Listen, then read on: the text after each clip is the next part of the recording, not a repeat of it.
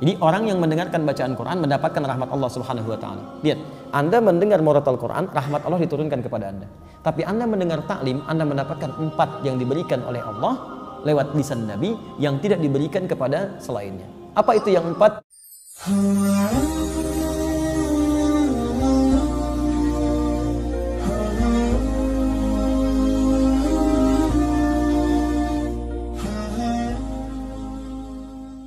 Mana yang lebih utama, mendengar murotal atau kajian? Bergantung kebutuhannya. Kalau dari tingkat keutamaannya, kajian lebih utama. Karena kajian itu memberikan pemahaman ilmu. Sedangkan ilmu hukumnya lebih tinggi. Lebih tinggi dibandingkan dengan ibadah-ibadah sunnah. Bahkan sholat, kalau ada sholat sunnah dengan ada thalabul ilmi, itu thalabul ilmi lebih tinggi nilainya dibandingkan sholat sunnah. Lebih tinggi. Nah, mendengarkan murotal, kalau sekedar Anda mendengarkan dengan memahami isinya, itu lebih penting memahami isinya. Saya beri contoh begini misalnya. Kalau ibu mendengar murotal ada pahalanya enggak? Halo? Kalau tidak tahu katakan Allah alam gitu. Baik. Kalau baca murotal ada pahalanya. Baca murotal ada. Setiap hurufnya berapa? 10 kebaikan. Lihat, baca ada pahala ketika baca 10 kebaikan. Kalau Anda cuma mendengar saja dapat pahala dari situ, pahala mendengarkannya. Ya. Ada 2 ayat di sini yang paling menarik. Satu Quran surah ke-8 ayat kedua. Wa idza tuliyat 'alaihim ayatuhu zadatuhum imana. Ada orang kalau dia mendengar bacaan-bacaan Quran bertambah keimanannya. Jadi ada orang-orang tertentu yang ketika mendengar murotal Quran ada getaran pada imannya, nah itu melahirkan pahala lebih dibanding dia. Ya, pahala lebih. Ada yang kedua, wa idza quri'al Qur'anu fastami'u lahu wa ansitu la'allakum turhamun. Jika dibacakan Quran kepada Anda, maka simak dan dengarkan agar kalian mendapatkan rahmat. Jadi orang yang mendengarkan bacaan Quran mendapatkan rahmat Allah Subhanahu wa taala. Lihat, Anda mendengar murotal Quran, rahmat Allah diturunkan kepada Anda. Tapi Anda mendengar taklim, Anda mendapatkan 4 yang diberikan oleh Allah lewat lisan Nabi yang tidak diberikan kepada selainnya. Apa itu yang 4? Di hadis Muslim nomor hadis 2010. Majtama'a qaumun fi baitin min buyutillah. Enggak pernah orang kumpul di satu tempat di rumah Allah. Yatsluna kitaballah. Dia kemudian bertilawah Al-Qur'an wa yatadarasunahu fi ma bainahum. Kemudian mereka membahas itu, berdiskusi, taklim dalam konteks kita. Illa, kecuali diberikan 4 hal. Ghasyiyatuhum rahmah. Allah akan menaungkan rahmatnya bagi orang itu. Anda mendengar bacaan murotal Quran, rahmat Allah diturunkan. Anda ikut kajian, ikut taklim, rahmat Allah dinaungkan pada Anda. Lihat sini. Apa bedanya naungan dengan turun? Perhatikan, ini satu tempat. Rahmat Allah turun. Kalau turun itu kan bisa di sini, bisa di sini, bisa di sini kan? Halo? Baik ya? Ini kalau masuk di sini yang lain kan nggak kena kan? Tapi kalau dinaungi itu kan semuanya kena. Perhatikan, Anda mendengar bacaan Quran, rahmat Allah turun pada Anda yang di sana belum tentu dapat. Tapi kalau taklim, rahmat Allah dinaungkan, semua kena naungan. Satu. Yang kedua, nazalat alaihimus sakinah. Allah berikan sakinah, ketenangan pada jiwa orang yang belajar. Ketenangan. Orang Anda mendengar bacaan Quran, iman Anda meningkat. Ada getaran pada jiwa. Tapi kalau Anda mendengarkan bacaan-bacaan dari taklim, dari pelajaran, bukan cuma meningkat iman, tapi ada ketenangan dalam diri Anda. Ini hadis kata para ulama menunjukkan 2 hal. Satu, faidah taklim, mendapatkan kelebihan lebih. Yang kedua, memberikan gambaran taklim yang benar. Taklim yang benar itu berdampak pada ketenangan jiwa. Jadi kalau Anda belajar dimanapun tidak membuat hati Anda tenang, jauh dari Allah, berarti taklim Anda belum sempurna. Tinggalkan, cari yang lebih baik. Termasuk dengan saya, kalau saya tidak memberikan materi yang bisa menenangkan jiwa Anda, mendekatkan Anda kepada Allah, tinggalkan saya, cari guru lain.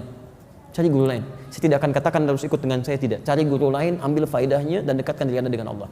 Yang ketiga, wa haffathumul malaikah. Orang yang ikut taklim itu dikerumuni oleh malaikat.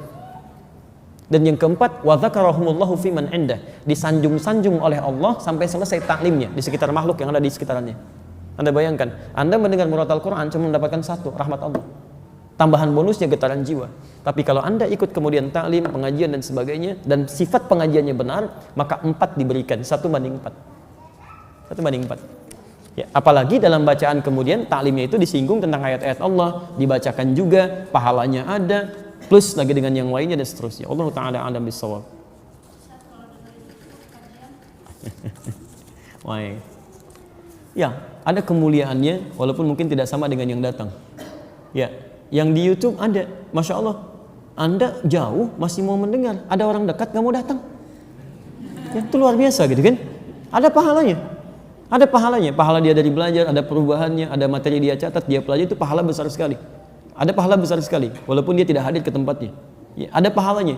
Jadi pertama, pahala dari pelajaran dia, pahala dari penyimakan dia, pahala tekad dia berubah, pahala setiap dia menulis, pahala dia mengamalkan. Ada banyak sekali. Ya kan kaidah fikihnya begitu. Ma la yatimul wajibu illa bi fa wajib. Ya kan, sesuatu yang tidak bisa dilakukan kecuali dengan itu, maka itu menjadi hal yang melekat pada dirinya. Saya nggak bisa datang, tapi saya punya perangkat ini, saya kerjakan lewat itu. Atau ma'ala yu'khadhu kulluhu la yutruku kulluhu, sesuatu yang nggak bisa dikerjakan semuanya, jangan ditinggalkan seluruhnya. Saya nggak bisa datang, tapi saya bisa simak dari sebagian tayangannya, boleh, silakan. Itu ada pahalanya untuk kita semua, ada pahalanya insya Allah. Tapi kalau anda masih bisa hadir dan bisa anda jangkau, maka pahalanya lebih banyak lagi.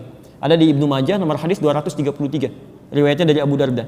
Man salaka tariqan yaltamisu fihi ilman, satu, sahalallahu lahu tariqan ilal jannah.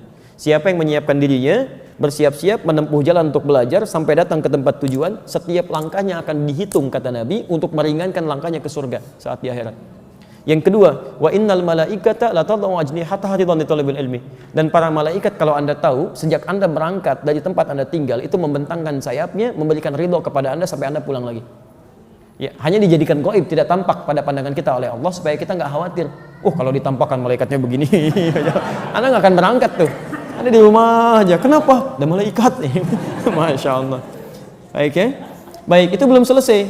Dan kemudian yang ketiga, seluruh penghuni langit dan bumi sampai hatal hitan allati fil bihar, sampai paus-paus hiu-hiu yang ada di lautan, yastaghfirun li talibil ilmi, memohonkan ampunan kepada Allah untuk para penuntut ilmu. Jadi saat kita belajar ini, Anda jangan kira ya semua ahli langit dan bumi yang beriman kepada Allah, bahkan hewan-hewan itu memohonkan ampunan untuk para penuntut ilmu. Tapi bukan yang biasa, yang mau merubah dirinya untuk lebih dekat dengan Allah Subhanahu wa taala. Jadi bukan pelajaran-pelajaran yang menjauhkan Anda dari Allah. Hati-hati. Anda ngaji, tapi dalam pelajaran itu Anda diminta menjauh dari Allah. Semua agama sama, kita mesti menyamakan. Nah, itu bukan, itu nggak ada manfaatnya. Ada keburukan di situ. Paham ya? Baik. Makanya hasil orang taklim benar itu dengan yang tidak benar itu lain. Kalau orang taklimnya benar walaupun banyak macet, nggak ada begitu pulang halangin ambulan misalnya, itu nggak ada. Ya, pasti baiklah, semuanya baik. Jadi saya tidak ingin ada orang-orang yang belajar kemudian, apalagi belajar dengan kita sama-sama nyakiti orang lain. Tidak boleh ada. Tidak boleh ya. Jadi walaupun Anda parkir nanti berikan kesempatan supaya berangkat dengan baik dan sebagainya. Ada yang mencela, balas dengan kebaikan. Ya, jangan diolok-olok. Yang salah itu perbuatannya, bukan orangnya. Ya, Anda tahu Firaun? Tahu, kita dengar di Quran disebutkan namanya Firaun, zalimnya luar biasa. Tapi pernahkah Allah menyebutkan nama aslinya? Tidak. Inisialnya aja. Firaun kan dari Faraoh, Raja Mesir. Gak pernah disebutkan namanya. Karena yang salah bukan namanya, yang salah perilakunya. Antum lihat Firaun jahatnya luar biasa. Begitu dikoreksi, kesalahannya dikoreksi. Namanya gak disebutkan, nama aslinya. Ada orang tidak sejahat Firaun, tapi antum celah namanya luar biasa. Digunjingkan, dibully habis-habisan. Antum tuh mau bully orang atau mau memperbaiki kesalahan orang? Itu harus dilihat lagi gitu kan. Coba cek kembali. Nanti begitu sudah selesai minta maaf, materai 6.000 dan sebagainya. Kan gak jelas seperti itu. Untuk apa gitu kan? Untuk apa? Apakah boleh membaca Al-Quran tafsir tanpa wudhu? Taib. Dalam konteks ini, Imam An-Nawawi dalam kitab At-Tibyan fi Adab Hamalatil Quran, kalau punya kitabnya yang asli warna kuning, terbitan Darun Nafais, halaman 34. Ya, ada di posisi paling kiri di pertengahan paragraf kedua, baris pertama. Ittafaqal ulama, semua ulama sepakat. Ingat, semua ulama sepakat. Lihat. Dalam konteks orang yang tidak punya wudhu, itu masih dibolehkan untuk menyentuh. Ya, menyentuh misalnya mushaf atau ingin membaca, walaupun itu bukan yang utama. Walaupun bukan yang utama. Di utamanya Anda punya wudhu. Jelas ya? Tapi kalau haid itu beda. Ya, ala annal haid, bahwa orang perempuan yang tengah haid itu kalau untuk nyentuh boleh, mushaf boleh, tapi untuk baca itu yang tidak diperkenankan. Jelas ya? Walaupun di sini ada perbedaan pendapat ulama, tapi yang paling rajih dari jumhur ulama, yang paling rajih untuk perempuan yang haid, untuk baca Quran itu tidak diperkenankan. Karena kalamullah itu suci, keadaan dirinya belum suci. Tapi kalau dia mau mendengarkan tafsir itu boleh. Baca tafsirnya, ya, baca tajwidnya boleh. Kalau baca Qurannya tidak. Dia menunggu sampai sucinya. Makanya saya sarankan pada perempuan-perempuan, ibu yang dalam keadaan belum suci, ibu misalnya, maaf, bisa atur waktu. Saat suci, ibu baca Qurannya. Saat dalam keadaan sedang haid, ibu baca tafsirnya. Tafsirnya, tajwidnya, dan sebagainya, fikihnya, itu Masya Allah. Dan berita baiknya, ketika ibu beramal dalam keadaan sucinya, kemudian saat sedang tidak suci amal itu nggak dikerjakan, itu otomatis pahalanya tetap mengalir, Bu. Anda baca Quran satu hurufnya berapa? 10. At-Tirmidzi nomor hadis 2910. Man qara'a harfan min kitabillah falahu asyru hasanat. Siapa yang baca satu huruf dari Al-Qur'an kitabullah dapat 10 kebaikan. Ibu baca saat suci. Begitu saat haid ibu nggak baca, ibu baca tafsirnya. Itu pahala kebiasaan ibu baca Al-Qur'an dituliskan seketika, sempurna pahalanya. Dituliskan. Setiap yang biasa dalam keadaan sucinya. Itu hadisnya sahih. Ya, hadisnya sahih. Baik, ibu ambil contoh. Para ulama di sini berhukum ketat, Bu ya. Kalau ibu contohkan tidak jangan mengambil dari ayat-ayat Qur'annya. Atau ada yang kedua memberikan solusi, tidak diniatkan untuk membacakannya, tapi diniatkan untuk mengajarkannya. Bukan dalam konteks membaca. Ada yang ngambil jalan tengah itu. Baik ya. Allah Ta'ala adam bisawab. Sebentar ya. Saya bacakan di sini supaya teratur bacanya. Ya, nanti ibu angkat, sana angkat, sana angkat, sana angkat. Saya pulang. Bismillah. Bagaimana kalau di sini tanpa jilbab ya? Teruskan tanpa jilbab. Tidak ada aturan yang mengatur itu, tapi kalau dalam adab itu yang sempurna dibacakan dalam keadaan yang baik. Ya, yang perempuan berwudu dulu dan kenakan jilbab yang baik, menghadap ke arah kiblat. Itu adabnya ada. Kitab Imam An-Nawawi itu bagus sekali mengaturnya. Sehingga ketika kata para ulama itu begini. Rasakan ketika membaca Quran seperti benar-benar Anda membaca kalam Allah. Firman Allah. Rasakan Allah melihat kita. Apakah Bapak Ibu nggak senang dilihat Allah dalam keadaan yang terbaik? Yang terbaik. Dilihat manusia dandan gitu kan? Kenapa dilihat Allah dalam keadaan yang biasa-biasa saja? Paham ya? Jadi kalaupun ada kebolehannya, tapi yang utama dalam penampilan terbaiknya. Itu poinnya. Apakah boleh sholat tahajud setengah jam sebelum subuh? Boleh. Boleh. Setengah jam sebelum subuh boleh. Yang tidak boleh itu setengah jam setelah sholat subuh. Nah itu tidak boleh. Oke. Baik, cukup dulu ya. Kami harus segera kembali karena saya nanti akan live dalam sesi Al-Quran Sunnah Solution.